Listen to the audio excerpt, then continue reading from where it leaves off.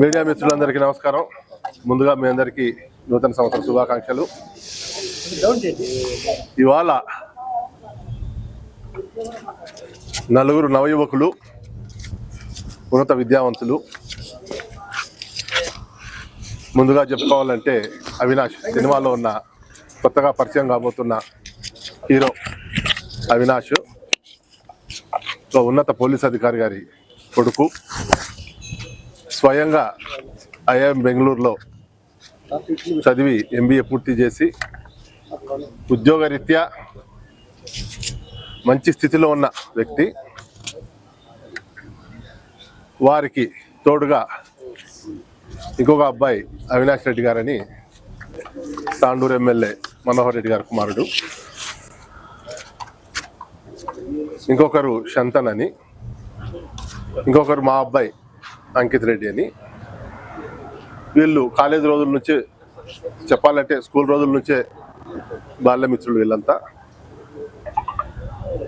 వీరికి కొంతమంది పెద్దల ఆశీర్వాదంతో ఈ సినిమా తీయాలనే సంకల్పంతో సినిమా తీయడం జరిగింది. చిన్న సినిమా అయినా కానీ ఒక సామాజిక న్యాయం కోసం, సమాజంలో జరుగుతున్న అన్యాయాలను ప్రశ్నించడం కోసం, ఒక సామాజిక బాధ్యతగా ఈ సినిమా నిర్మాణం చేపట్టడం జరిగింది.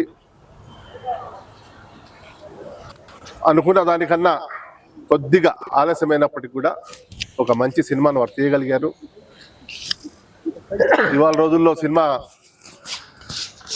చలనచిత్ర రంగాన్ని పరిశీలిస్తున్న వారు చెప్తున్న దాన్ని బట్టి ఒక సినిమా తీయడం ఎంత ముఖ్యమో ఆ సినిమాను విడుదల చేసుకోవడం కూడా అంత కష్టమైన పని. అది ఇవాళ చలనచిత్ర పరిశ్రమలో ఉన్న పెద్దలు కావచ్చు, వాళ్ళందరి ఆశీస్సులతో ఈరోజు ఈ చిన్న పిల్లలు చేసిన ప్రయత్నం ఇది. బాగానే ఒక మంచి టాక్ వినిపిస్తూ ఉంది. ఎందుకంటే ఇదేం మొదటిది కాదు.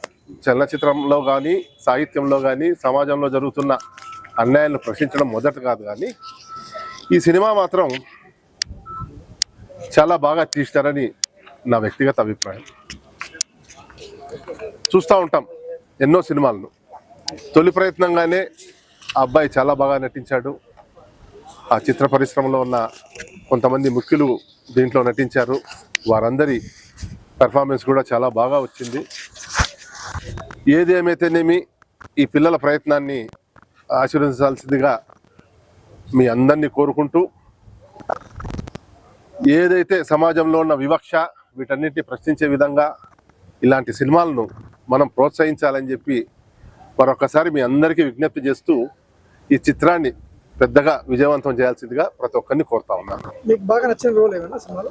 హీరో రోల్ వచ్చింది, బాగా నచ్చింది. ఎందుకంటే ఆ అబ్బాయి అవినాష్ చిన్నప్పటి నుంచి చూస్తున్నాను నేను. క్రికెటర్, మంచి క్రికెటరు, స్పోర్ట్స్ మ్యాన్, చదువులో కూడా ఎక్కడ వెనకబడి లేడు. ఐఐఎం బెంగళూరులో చదివాడంటే అదే ఒక అచీవ్మెంటు. తర్వాత మల్టీ టాలెంటెడ్ అంటారు చూడండి, అన్ని రకాల టాలెంట్స్ ఉన్నాయి అబ్బాయిలు. వ్యాపార రంగంలో కూడా బాగా రాణించారు. ఇదే మిత్రులే వ్యాపార సంస్థను నెలకొల్పుకొని వీళ్ళే అందరూ కలిసి వ్యాపారాలు చేస్తూ ఉంటారు. వివిధ రంగాల్లో వాళ్ళు బాగా సక్సెస్ఫుల్ అయినారు చిన్న వయసులోనే. అందులో ప్రయత్నంగానే ఈ సినిమా తీయడం జరిగింది.